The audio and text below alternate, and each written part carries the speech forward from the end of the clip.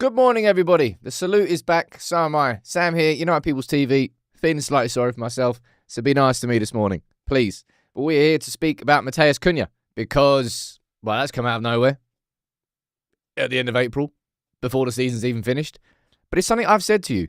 Like when you're sitting there watching Chelsea agree a deal with Kenda, you're like, why is it that United can't even have conversations? Look, I know you can't register a player until the transfer window is open, but of course you can have conversations. That's what's happening. United are in talks with Cunha directly over his contract. I'm going to run through everything that's happened yesterday from Daily Mail, where it started, Fabizio Romano, Laurie Whitwell from The Athletic, and then we're going to have a conversation this morning because I'll be really interested to know what everyone thinks about Cunha as a signing. We'll run through the pros, we'll run through the cons, I'll cover the rest of the news, and as always, I'll get you involved in a chat. Let me see who's here. Everyone have a good bank holiday weekend? What'd you do? Eat some Easter eggs? Have a good time? Don't know. Have a few beers? Why not? Let me see who's here from the mods and the members, and then let's get into the show. Good morning to you, Carl, Alex, and Stephanie. Josh, you're there as always. Akash, good morning to you. C-Bomb, we've got Rofi, we've got Sean, Lyle, we've got Rex, we've got Teresa, we've got Steve, and we've got Maddie. Good morning to everyone. Hope you had a cracking bank holiday. It wasn't too bad. It was aight. Voice is still sore from Thursday, says Akash. Well, yeah, let's not talk about the game. We will talk briefly. I'm not going to have too much of a conversation about the Wolves game. Let's be totally honest. It was a real non-event is probably what I would call that game. You saw my match reaction. I was even struggling to...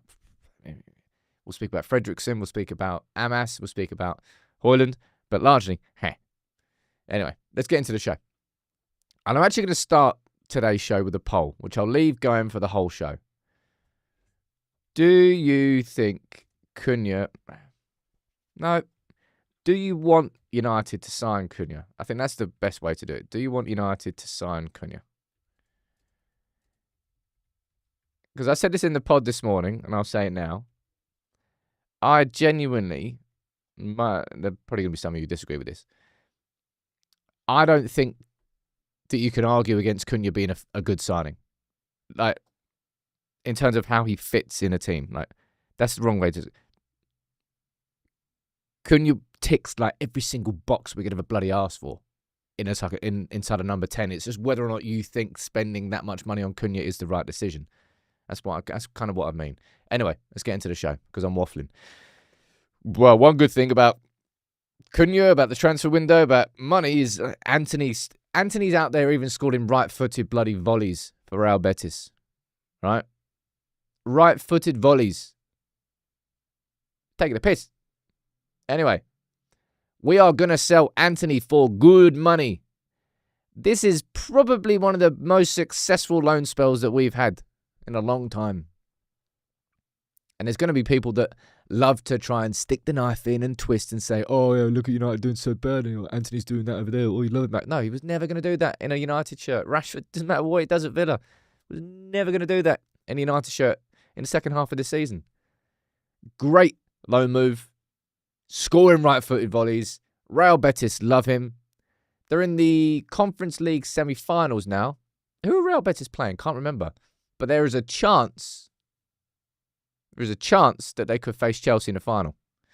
Let's find out. Either way, the better Anthony plays, the more chance United have got of getting north of 20 mil, 25 mil. No idea. Johnny saying Anthony suits La Liga more. It's not even just that. It's literally the fact that Anthony suits not being a United player. Like when it comes to being a professional footballer, right? When you think about this, and I suppose it's kind of hard to properly understand. But if you're a professional footballer, you're already inside probably, what would you say? The top 1% of all kids around the world. I would say that, top 1%. To simply be a professional footballer. To then be a professional Premier League footballer. You're narrowing that down even more. Don't know what that would be. Probably towards the top 1% again. And then to be a Manchester United player, which is one of the 3 biggest clubs in the world. You realize the spotlight is so intense on those players and where we currently are as a club. Anthony did not deal with that. Anthony could not deal with that. Anthony was not ready for that. Now he's back playing for Real Betis. Boom, I love football again. Boom, this is what I love. This is great. I'm having a fantastic... And of course, he's living in Seville. Come on, man. He was not ready to deal with being a United player and was never able to live up to the £80 million expectation that was put on him. That's just the truth. Anyway, more he smashes it, the more money we get back. Win, win, win. Good. Shaq's a C gifting 5 memberships down there. Good morning to everybody. And Alex, we seriously need a conversation. So please do hit me up on WhatsApp after. Now, do you know what's really... Yeah, it's just funny. How are Spurs having a worse season than us? Somebody please tell me.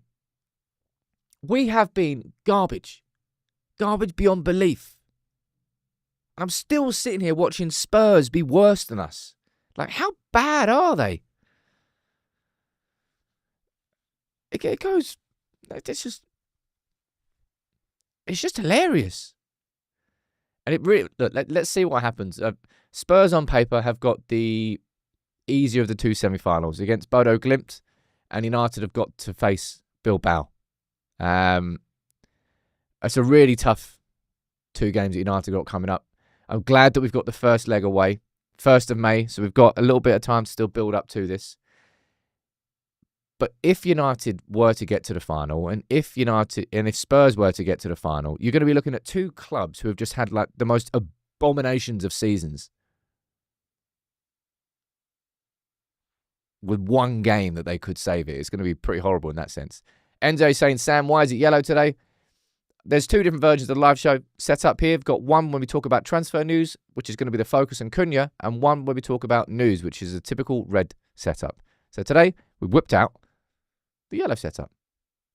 Now, let's quickly have a brief conversation about the game at the weekend before we move on, and the focus of today's show is going to be about Cunha. Look, there have been defeats this season which have been significantly more human. Geez, you only need to rewind 1 week to look at the Newcastle game. United could have and should have won that game really quite comfortably against Wolves. Really quite comfortably. Their first shot on target was the free kick that they scored. We had Garnacho created 2, if not 3, like gilt-edged opportunities. Really good from him. Hoyland missed, Bruno missed, Mount missed. It was just ugly finishing. And how many times have we said that this season? How many times have we said that? If we simply just have better finishing, we're probably going to be getting more points. It's just we're not scoring enough goals. We're not finishing enough chances. Man United are the most... I don't know if statistically we are the least clinical team in the league, but it feels like it. It really feels like it, all right? There's definitely some positives you can take from that game, and it won't be this. I'll speak about what happened with Lindelof before I speak about Fredrickson and Amas. But Lindelof and... who was it? So Mazraoui went off at half-time. I think Lindelof was being lined up to potentially come on, but neither of them did.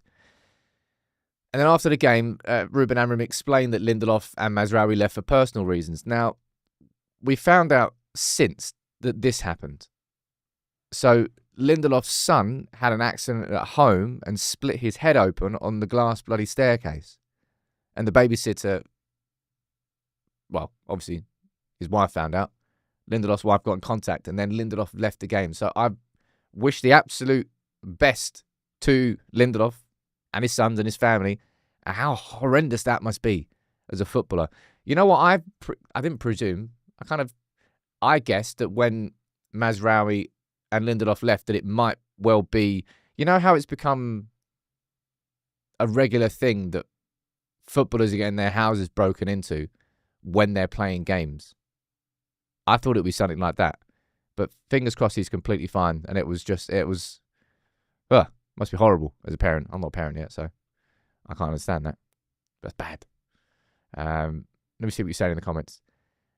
Sean, you're saying, hi Sam, I was at the game at the weekend. The team were brutal at finishing in the warm-up too, under no pressure. It's been such a common theme, Sean. Such a common theme. It's a bit boring to speak about because there is no solution. The solution is effectively Let's just get the ball to Bruno and hope that he can do something that no one else can. Madley saying, hope next season Rodgers stays at Villa. Then when the season ends, we can possibly sign him. Imagine Rodgers and Cunha both at United. Ooh. Ooh. Anyway, a couple of positives from that game. And it's something that we always knew. Going into that game, I didn't care about the result. Do you really think I cared that we lost to Wolves? Oh no. We're now 15th in the league instead of 14th. Oh no. Shock horror. Wow. I've had to become numb to defeats in the Premier League because there's been so bloody many of them. But not yesterday, but for the Wolves game, I was excited to see the youth. And we saw a surprise was Fredrickson. Let's be totally honest.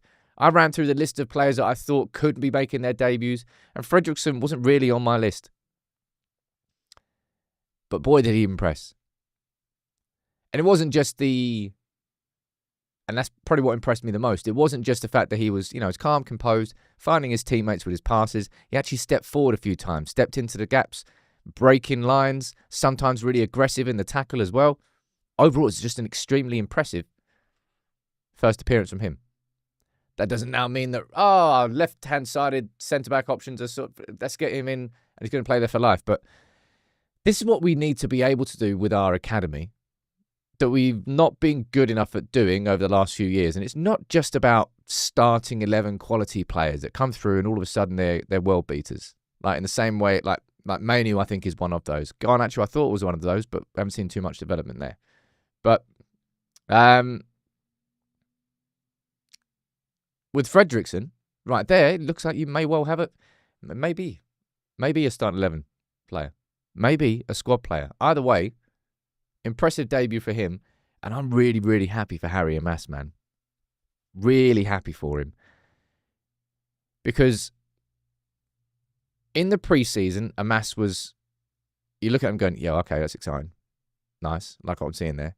And all the problems that we've had at left wing back in particular, and left back under Eric Ten Hag, of course. And still that Amas didn't get his opportunity. Now, that might be a position where a lot of people would get frustrated, just would refuse to just to stay patient. And Amas hasn't. And I think he's worked on the physical side of his game. I think he definitely looks stronger than he did even 6 months ago. And now that he's coming through, it feels like he's ready for it. And it's exciting. Next season, you're going to be looking for our left wing-back options. Next season, you're going to have Dorgu, you're going to have Amas. And somebody I'm going to be doing a video on quite soon is Diego Leon.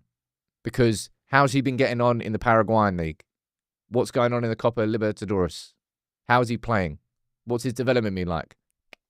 That's going to be coming quite soon on the channel, I tell you. But yeah, this is a pretty cool photo. There's Cheeto with his sort of I think United give this to every single graduate. Just a nice frame photo of their debut. And Harry Amas with his as well. And they're going to have to make 254.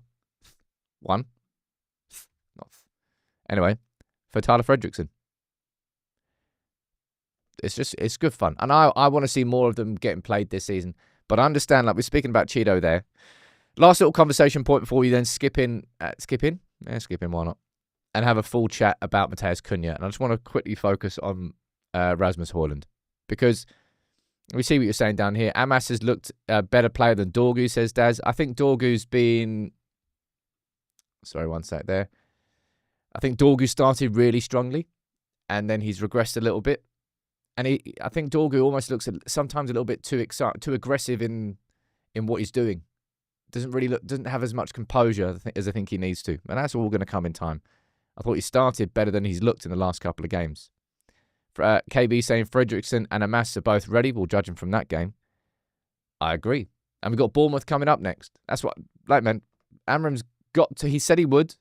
And maybe there wasn't enough youth team players in that team against Wolves for you. You probably would have wanted to maybe see Sekou Kone on the bench or maybe Kukonki coming in. And I suppose that goes to show you, again, I think it's a really good comparison, really. It's not just about physicality when it comes to being ready to play in the Premier League, because if that was the case, then Gobble Kukonki would have played ahead of Tyler Fredrickson. Right? Physically, he's an absolute monster for his age. Yeah, he's just a monster. He's like 6'3". I don't know how big he is.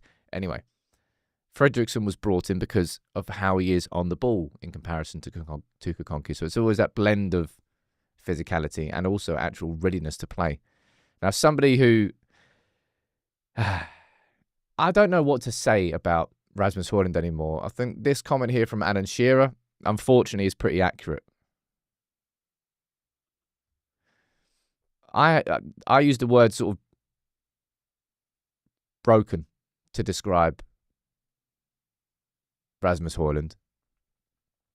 You got Alan Shearer here describing him as a damaged player, and I think it's just there's nothing I think you can really do as a coach, as a teammate, as anybody who actually wants Højlund to succeed and score goals and find himself. I don't know what else you do now. The only thing that Amorim can do is play him. And there's going to be people that are annoyed about that. Oh, just give me Cheeto. I want to see Cheeto here. But Cheeto cannot play in the Europa League. It's far more beneficial between now and the end of the season that Højlund somehow finds a goal, finds some semblance of confidence, some semblance of form. I don't know what. But I can't possibly put it on. I can't say that, if Højlund starts making runs here, or if Højlund just starts doing this, then all of a sudden it's going to change. And so many of the qualities I think I saw of him when he was at Atlanta, and people get angry about his positioning, angry about the runs that he makes. And just go back and look at what he was doing. They're so different. It's a different player. Mr. Whopper. Nice username. Is the news about Osimhen true? There's nothing really to speak about when it comes to Osimhen. There's reports coming out from Turkey, but they are whiffy at best. Again, if you want to jump on a sexy headline, then you can jump on a sexy headline. But I'm just going to get United fans overexcited. Osimhen, of course, is on the list. Truth be told, I think there's absolutely zero chance of United signing Cunha for 62.5 million and then going out and signing Osimhen. But that's just an opinion. And I remember I said that I don't think United would sign someone over 50 million. And it looks like we're going to be doing that straight away. So, again, I don't know. I can only interpret stuff. Glenn is saying we need a senior striker that can take the pressure off him and develop. Well, maybe it won't be a senior striker, but Højlund is broken. I don't know how you fix him. I really, really don't. But I fully would expect him to start against Bournemouth, and I think that's the right decision. Cheeto, as much as I want him to play and I want him to get that development, if there's one thing that can help United between now and the end of the season, maybe it's Højlund being able to find the back of the bloody net in the 3 games that we've got left in the Europa League. Right? Now let's move on for the big talking point of today. And that's Cunha. Now, somebody in the chat tell me the last time that before the end of April, United are pushing ahead with probably what will be the biggest signing of our summer. I can't remember. And I mean that in a positive way. I said at the start of the show, but when you look at Chelsea agreeing a deal with Sporting for Kenda, now, of course, that's a bit of an easier deal because he's going to be staying at Sporting for another year. He's going to be loaned back. It's kind of an easier deal.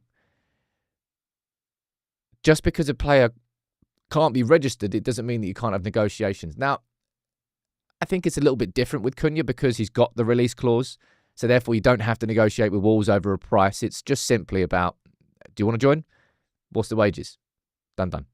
Although there will be conversations about the release clause. But let's talk about Cunha. I'll run through the story itself. I'll do a full story on this at lunchtime because, of course, these aren't the first links that we've had to Cunha. He's been on our radar for some time. Let me see what you're saying in the comments. And you're talking about Anthony here. It's not Anthony. You're talking about Højlund. I think as Anthony, Højlund has found the Premier League a level too far for him. He doesn't exhibit the traits of a top striker. I think he did more than enough in his first season, a tumultuous season, with 16 goals. I'm sorry, but there was potential there. There absolutely was. But what we've seen since is it's just been like chipped away at. Confidence has been chipped away at, and there's nothing has happened to rebuild any sort of semblance of confidence. There's no person to lean on. There's no person to look towards. It's all about you improving, and we just haven't seen that. I don't think he'll be sold this summer.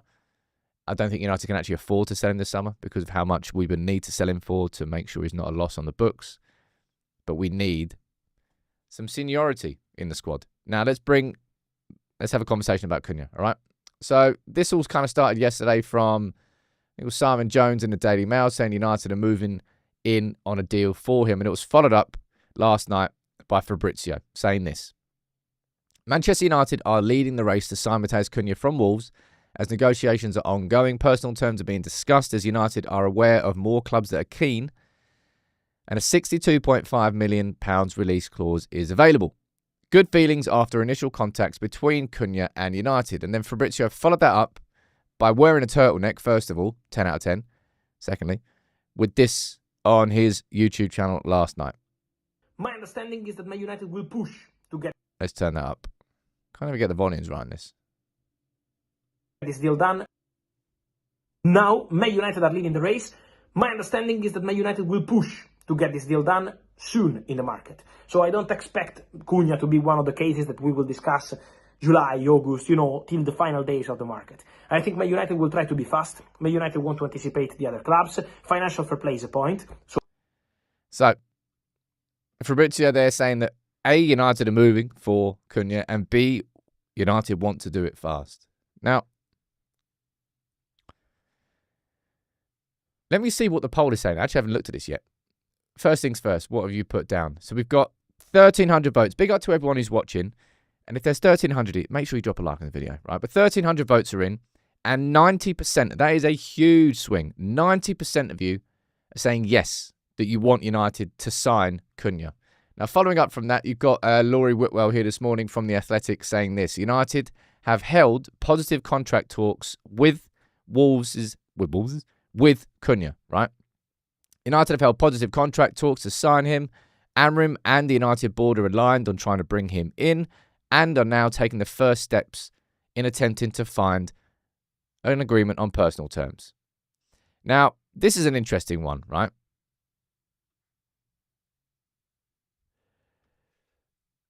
And if I remember correctly, did United do this with Xerxes?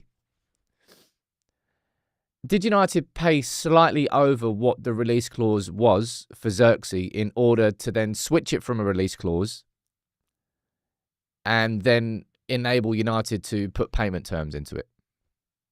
It's like, realistically, if there's two options there, if United were to spend £62.5 million for Cunha, but that's a release clause you've got to pay right now, or we pay £65 million, and then that means that we can pay it over installments, well, obviously that would sort United, right? That would help United's finances. So it may well be something like that. And it's a smart thing to do, because why wouldn't a club do it? So we can earn like an extra £2.5 million just by spreading the payments over. I'll go on in here, we'll do that. I think we did it. Lots of you are saying in the comments that we did. But Cunha, right? The floor is open. Let me know what you think about the idea of signing Cunha. I already said my opinion there. I honestly would be surprised if there's anybody that can try and convince me that from a player perspective, in terms of what sort of footballer Cunha is and the experience that he's got and the age that he's got and the qualities that he's got, I'd be surprised if there's anybody who can tell me that that would be a bad signing. I honestly feel like if you have reservations about Cunha, it's probably going to be about, in fact, I'm going to be putting this up right in a little bit. We're going to run through what you think about pros and cons, but I'll put two cons down here, which I think are going to be the biggest ones: price, and then question marks about attitude. I think they're probably the two. Like if you want to not saying that if you want to be like a negative, but if you want to take that perspective, you probably argue one of those two things. Let me see what you're saying in the comments. Morton, you're saying we need his profile. Louis, you're saying nervous of his attitude, but I'm sure that he'll be able to score the goals we need. Samad saying don't like how much he walks around. I saw that. What if you ever seen? I've never seen a stat before in my life about how much a Premier League player walks until this morning. I was so confused about that. Cunha and Watkins as a swap deal for Rashford. Well, that's not going to happen. What was I saying down here? Is he transformative?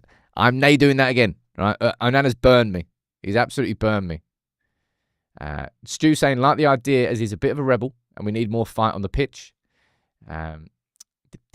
Great signing, says Bilal. Physically and technically a very good player.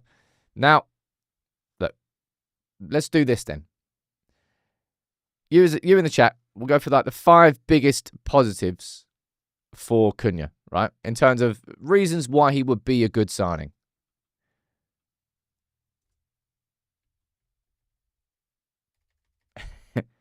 Let's be polite.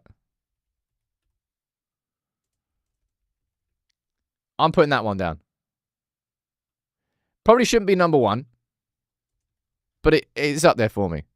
Goal scoring and Premier League proven. Now, that one there has to be your number 1, doesn't it? Right? What United are going to be paying for here is there's a Premier League premium that comes with signing somebody who's done it in the Premier League. And this is something that so many people have wanted. Like, United have got to stop taking risks on signing like players like Højlund for 70-odd million. Or look, Mason Mount was Premier League proven, so it's not a guarantee. It's not a guarantee. We've just been dead unlucky with Mount's injuries. Let me see what you're saying down here. Of course, I completely agree with this one. I've been screaming this from the rooftops. Absolutely a ball-carrying ability, man. And you're talking about pace, versatility, power, goals, and the old shithousery at the top there. Has he really got... I don't really think he's someone who's known as, like, from a pace perspective, he's not slow. But physically, he's a bit of a physical animal. Is that right? Is that a fair way to describe him? I don't know if that's the best way to describe him. But he is an absolute fun. I'm so bored of United having a soft underbelly, man. Like, go on, tick, tick, tick. That's all United are. It's aggressive is a good way to describe him. Felix is saying, would you rather him or Cherky? You're talking about 2 very, very different players, man. Cherky is that sort of maverick player who you need to make sure that everything around him is secure, solid, team as an absolute unit, just to let that player sort of express himself in that position as one of the wingers. And when you've got a team that can do that, then those players are incredible. I personally kind of would be surprised if United made a move for Cherky. I don't think... might be wrong in that. But I also don't think the United will sign 2 number 10s. And certainly not if we're going to be spending 60-odd million on Cunha and then going out and signing Cherky. Not when we need the striker and we need a central midfielder, at least one central midfielder, and probably a goalkeeper as well. Let me see what you're saying down here. 25, I mean, yeah, he's just about to turn 26, I think. And as far as the primes of a player goes, that's slap bang in it. You know, because people are worried that United this summer are just going to be going out and signing younger players and, you need that blend with experience. I think, well, Cunha is the definition of that. You know what I'm going to put down there? I would consider Cunha to come in, and I saw somebody, I can't remember who it was. It might have been James from the Musketeers, actually, saying that he gets the sort of like Bruno Fernandes vibes about Cunha coming in. I wouldn't expect, because what an insane expectation that would be. I wouldn't expect Cunha to come in and have the sort of impact on United that Bruno had when he came in for those first few months. But I would expect Cunha to come in and be like a leader on the pitch. Because too many times, at too many occasions, in too many games, where United have just let games go, like game management out the window, heads completely gone. Now, I wouldn't exactly be looking towards Cunha as someone who's going to keep everyone level-headed. And in that sense, you can see he's a little bit emotional, heart on his sleeve, a little bit like Bruno in that sense, which can go one of both ways. And look, if there are any sort of, instead of saying cons, right, let's call it concerns. What would you have down as a concern about signing Cunha? And I think the price is the fairest one, right? 62.5 million. Given our financial constraints, is spending 62.5 million on Cunha the best use of said money? Right? I think that's clearly the fairest concern that you can have. And the attitude. Now, I'm going to be doing a lot more research into this, okay? A lot more research into this. Because on the surface, you can pull out like examples of, I'm not just talking about times at Wolves either. I'm going to go look back at his time at, I think it was at Leipzig, Hertha Berlin, Atletico Madrid, and see what's happened at those clubs as well. Someone's going down there saying that, I suppose that's slightly different. You could say the disciplinary record could be a concern. That's a fair one there. Lack of budget. Let me go over there, full screen. For other, oh no, let's go on there. Getting it all wrong. Other position, says Alex. I think that's a fair one. Effect on the rest of the window. I think that's probably a fair one. I think, let me see if I'm correct on this one. Did The Athletic write this? No. I don't actually know then how much Cunha's on wage-wise. I'm guessing it's like in the region of 100, 150. Don't know. MTS saying Cunha's had one red card his whole career. I think people are thinking about, from a disciplinary perspective, what was it when he slapped up the steward?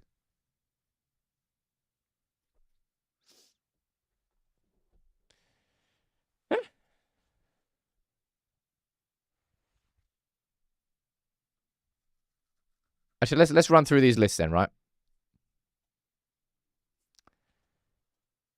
I think the pros far outweigh the cons with Cunha. Far outweigh them. And ever since, as I said in the pod, I think that game, Wolves' opening game of the season, when Ten Hag was trying that new system with one number 6 and two number 8s, and I think it was Mount and Bruno, and it was Casemiro in the deep midfield, and it was when we got split open, Cunha was just galloping through our midfield. I swear there were like 3 or 4 runs, like 30-yard runs. He's just like, well, there's a piece of piss. Just ran straight through us. And as soon as I watched it, I was like, man, wouldn't you love to have a player like that in the team? I think out of all the pros for me, that one probably stands out the most. I feel like I'm kind of obsessed with ball carriers, if I'm being totally honest. I feel like I'm a bit obsessed. And I probably will be obsessed until we have some of them in the team. And when we have some of them in the team, I'll start looking elsewhere. But of course, I think he's got 14 Premier League goals this year. And I don't really have to look.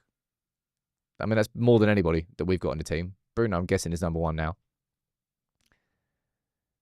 There's just a lot to like about the idea of signing Cunha. Mania, thank you for gifting 10 memberships, and also your comment there as well. You're saying, I'd be concerned if we didn't sign a Cunha-type player. You want that player who's got the quality and experience and the age, and it's United have got to find that blend. We've got to find that blend this summer of signing excitement and youth, and maybe a Diego Leon who could turn out to be a great player. And there will be more. There will be more teenagers that we sign. There will be more young players that we sign. More players that go, right, if that works out, it could be incredible, but that won't be just who we sign. I'm going to speak about other players that we've been linked with. And as I said, Osimhen right now is a brief conversation. It's a brief conversation. Blake, you're saying, have you noticed that Jean-Claude Blanc has left the club? If so, what are your thoughts? He hasn't left the club. He just got his position changed. He was previously down as a director, and then he just got shifted to, I don't know what the name of the position was. Either way, Jean-Claude Blanc was never as involved as he could have been. I thought he was a candidate to be potentially CEO, but because he's CEO of Ineos Sport, of everything they're doing, he's always kind of been in the background, more as an advisor, so I'm not really looking into that too much. Let's go down and read some more of your comments here. Anthony saying, although pricey on paper, Cunha looks a good signing, but I've been burnt before, so I'm reserved. Look, I have to be reserved, man. I stand by every profile that I made and that we make on this channel. We don't just make them out of nowhere. We do all the research into the player. We look into the player. We look into all the characteristics that they've got. And not all of them have worked out. Xerxes was that unique profile. Mazraoui was a risky signing that could pay off, and it did pay off. Onana should have been transformative if he played like Onana did at Inter, but he hasn't. And I've learned from that one. Cunha, compared to all of those players I've just mentioned there, Højlund, Onana, Mazraoui, Xerxes, others too. You don't really need a profile from me to understand what this bloke's going to bring. And I think that's kind of part of the point. You know what you're going to get with Cunha. You know that he's done it in the Premier League. You know what his temperament is like. You know what his attitude is like. You know what his goal scoring is like. You know what he's like in and out of possession. There's just a lot less risk with this signing in terms of how he's going to play in the Premier League compared to other ones. But of course, they'll come with risks. And as someone said down there, signing a Premier League player, it doesn't mean you're guaranteed to have a success. Mason Mount, we got really unlucky there. Toby, thank you very much. Gifting 5 memberships, dude. Albana with an outrageous comment there, saying Cunha is the laziest player I've ever seen. Well, you must not be watching much of Man United then, mate. Because I'm pretty sure I can guarantee you I can pull out a fair amount of lazier players than Cunha. Anthony saying the new thing you can get excited about is that he's Premier League proven. Yep. Right, there you go. 40 seconds ago. Fabrizio's out here tweeting, knowing that we're live. He's like, you know how people's CV is live? I'll give them a cheeky update so they can talk about it before anybody else. Literally 30 seconds ago. Now, how about that for live and direct? I haven't even read this yet. More on Matheus Cunha and United. The feeling between the player side and the club side on the new meeting was very positive after the project was explained and terms discussed. More meetings will be needed, but United feel like they're leading the race for Cunha, as reported yesterday. So no update. Okay. Effectively what he said yesterday. Either way, it looked... Odds on us getting a here we go before the end of April? Has that ever happened before? I mean, it's different when there is... when there's a release clause, right? You don't have to have any negotiations or conversations with the club. It's just like, okay, that's how much you want. The negotiations would exist in saying, well, we'll give you an extra $2.5 million if we can split the payments over 5 years instead of paying it all up front. More conversations in the chat. Keep it going. I'm really interested to know what everyone thinks, because this will be the biggest signing we make this summer. Surely. We're not going to spend more than that on any other player. Big Mao is saying, desperately need a player like Cunha, but like Bruno, he's got emotions that aren't always controlled, which does worry me, how emotional we are. Emotions are strengths if you can control them, man. That's always been United's weakness.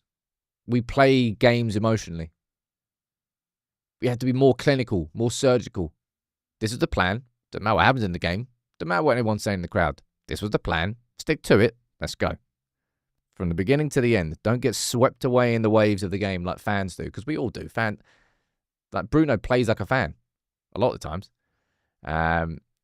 King Eric coming here, being a party pooper, saying not as excited about Cunha. Don't know why it feels off. Maybe the wages. Hope I'm wrong. We'll still need an older number 9. I don't think it would be an older number 9, and that's kind of where we can move on to the next conversation. Because, look, this is from the Daily Mail yesterday, so take it with a pinch of salt. But there's no names on this list that are mentioned that we haven't really had conversations about before. Liam Delat we'll speak about in a minute. Victor Osimhen, there is no, oh, we're on the verge of signing Osimhen. It feels like the wages make Osimhen almost impossible. I just cannot see Osimhen agreeing to the same sort of terms that Bruno's on. He will want more than that. And I think he would probably cost maybe about the same price as Cunha, 62.5, maybe a little bit more. I don't even know why this lad's getting mentioned. I don't mean that in an offensive way. I'm pretty sure that Leipzig, let's have a quick look, right? Just in terms of making things feasible and realistic. RB Leipzig sign Xavi Simons. And I'm pretty sure they paid around about £55 million.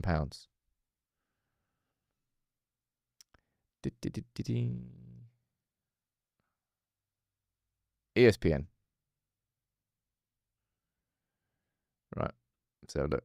Go away, adverts. I got. Right. Xavi Simons joins RB Leipzig in $50 million deal from PSG. Sources have told ESPN that the deal is worth in the region of €50 million plus significant add-ons that mean it could rise to 75 to 80 million euros. Why on earth would that lad be a conversation? There ain't no way that we're paying that much for Xavi Simons. No. So I think that one's completely done and dusted. I think the same logic goes with Benjamin Sesko. I think we know that his release clause is in the region of... Well, it goes up according to how his season goes. And I think it's going to be in the region of about £70 million. Eberechi Eze, like if you're talking about spending 62.5 million on Cunha, I genuinely think Eze could be part of that conversation, part of that discussion, right? I don't like people. I've seen quite a few people speaking about Brian Mbeumo, and I don't know whether I'm just being harsh on Mbeumo. I don't know whether it's just I've watched more of Cunha than Mbeumo. But out of those three options, you got Cunha, you got Eze, and you got Mbeumo. I think you could have a conversation about Cunha. You can have a conversation about Eze, and I don't really think you should have a conversation about Mbeumo. Might be unfair. And then there's literally no point having that conversation. Right? Literally no point. I don't particularly think that Eze would be that much cheaper than 62.5 million. I think he'd be north of 50.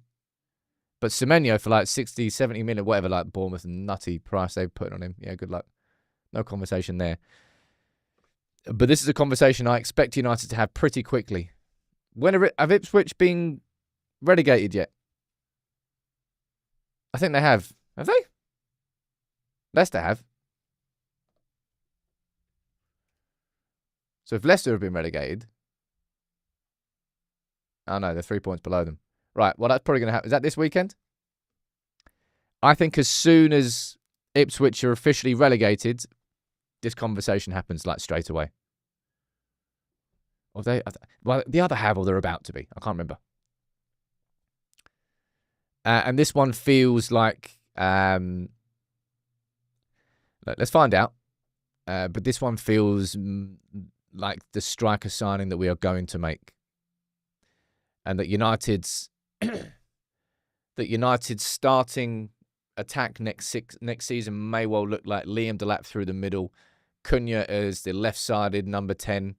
I imagine Bruno drops deeper, but I don't know. It could be Bruno and Cunha behind Delap with Ahmad as like the right wing back, and then oh my god, you're talking about something that's just completely different.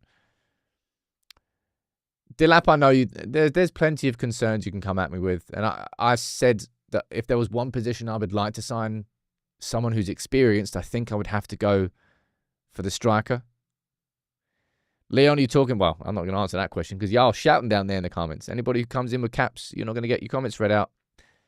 Can't be a big boy coming in with caps thinking your comment's more important. Shout at me. I won't read it out. Moses, I wouldn't say that signing Delap would be stupid in any way, shape or form. I would understand if you don't think that signing Delap is the right type of signing, if that wouldn't be where you put your money in terms of the striker position. And it's because, like, in a summer market where you have Osimhen available, and you have Gyökeres available. And then United are sitting there looking at signing Delap. I think that's the thing that annoys all of us. Now, this is Man United. We should be able to go after a player like Gyökeres. Like, we lose the league on goal difference in 2012. What do? We go out and sign the best striker in the whole league in Van Persie, and we win the league. I'm not saying we would do that with either Gyökeres or Osimhen. Neither of those would anywhere near the same sort of guarantee that Van Persie was. But I can understand if lots of you don't get excited about the idea of Delap. But that doesn't mean that I think it would be a bad signing. This would be a signing where it would have to be proven to fans over time that it was the right choice. I think Cunha is a signing that, I'm not saying completely universally, but Cunha coming in, a lot of United fans will think, yeah, good, like it, straight away, happy, confident, think it's going to work. Delap would have to prove from the opposite side. Let me see what you're saying in the comments. Both Osimhen and Delap possible? No, it's not, man. It's really, really not. And I don't know whether you kind of want to believe that so you can stay excited across the course of the summer. I'm just telling you now, like, don't do it to yourself. Don't tease yourself. We're not going to sign Osimhen and Delap. All right? Don't think that's the case whatsoever. Gyökeres, I think if we win the Europa League, maybe Gyökeres is a conversation. But as I said there, don't be surprised if after Ipswich go down, we make a move and we pull the trigger on Delap, even before the Europa League final, and therefore before whether we know we have Champions League football next year or not. And before, let's be honest, whether we ever get to the bloody final. Maybe Delap this season, experienced striker next, and I think that is absolutely conceivable because then what you'd be looking at is Højlund getting one more season simply because we can't afford to sell him, and then Højlund being the understudy to Delap, and Højlund will be better next season because he can't be any worse than he has been this season, and then we sell Højlund, and then Delap is the 22, 23-year-old striker behind whatever big striker that we sign next summer. Well, I don't know who that would be, but I realistically think that's far more realistic than the idea of signing Osimhen and Delap. We're not doing that in one summer. All right, we're just not doing that one summer. Let me make sure I didn't miss any super chats. Rex is saying, my only wish in the transfer window is that we do all our business early enough so they can join in pre-season. It's always the wish every year, Rex, but never really bloody happens. Now, the idea of signing Cunha before the season's even over, that would be a big step in that direction. Let me see what else he's saying down here. We need 25 goals a season from Cunha, says Tom. That's a good question then. Hypothetically, in the comments, if Cunha was to join United next season, how many league goals do you think he would score? Fire it in the chat. I'll see what you're saying. That's all the other super chats read out. Then we go back down to the normal chat. Every single United signing this summer should be Premier League proven. I think you're going to see it. Well, I think you'll see it with Cunha now. And I also think we'll see it with Delap. And it's just, I do feel that United and the United board want to try and mitigate risk by signing Premier League proven players where possible. It's not going to be possible in every position because it's simply too expensive. And again, there's going to be some that argue, and that's why we look down there in terms of the cons and the concerns. The price of Cunha would probably be the biggest concern. But yeah, let me go down and see what you're saying. How many goals do you think he would score if he was to sign? In the league, anyway. Big up everyone getting involved here. We've got Ben saying 15 to 20. Mania, Edward, Rex, William, you're all saying 15 to 20. Let's see what else saying that. Fish Finger going specifically with 17. Very nice. 13 says David. 10 says Jeffrey. The Phantom Ranter. It's a great name. 10 plus. 25 says Yusufa. I think, realistically, 15. And this is the thing, right? We're not speaking about Cunha coming in and being a centre forward. And that's actually something that maybe a lot of you don't realise. Type this in the chat. What position do you think Cunha has played most in his career? What position exactly? Fire it in the chat. I'll pull this up for you.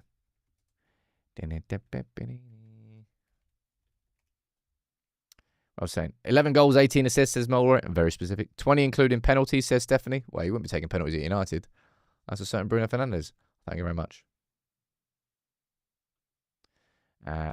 Surely Cavani's still knocking about. My God. Cavani. How old is he now? No, he's playing for Boca, isn't he? That's like Cavani, Rojo, Herrera. I think they're all playing there. Lots of you getting involved in the chat. We've got Ladison, we've got AXT, you've got Almarin, you've got Christian and Alcab. You're all saying central attacking midfielder. Quite a few of you are saying number 10.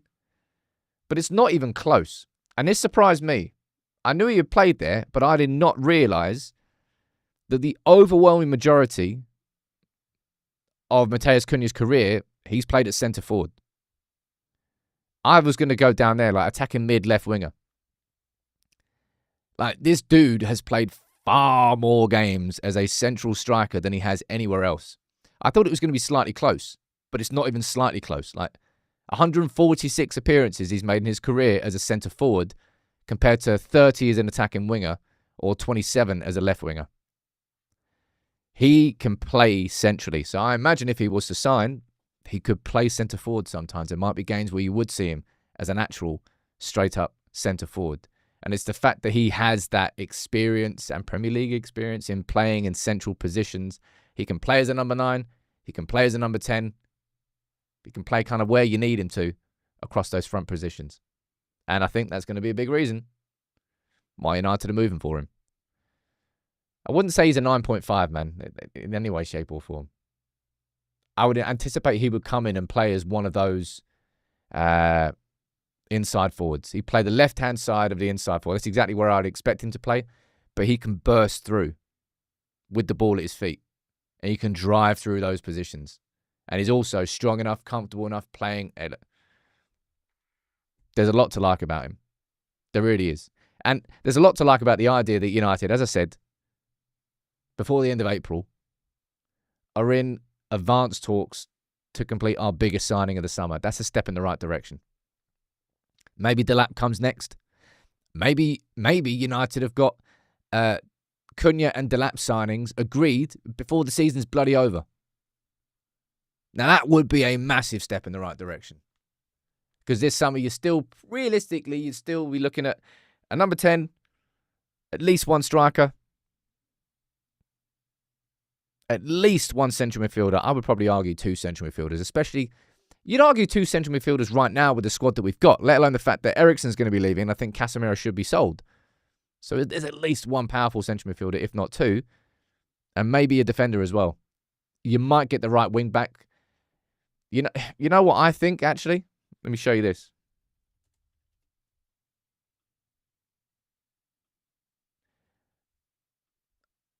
I think if United were to be signing Matheus Cunha, I think it means that this lad is going to be our right wing back next season. Chris, Billington, you say it's the biggest signing of the summer, but who knows? United seem to pull out surprises. Yes, sometimes they do, and maybe they will.